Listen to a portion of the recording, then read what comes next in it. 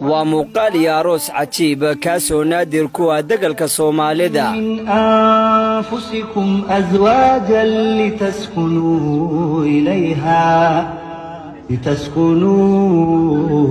إليها وجعل بينكم مودة ورحمة إن في ذلك لآيات لقوم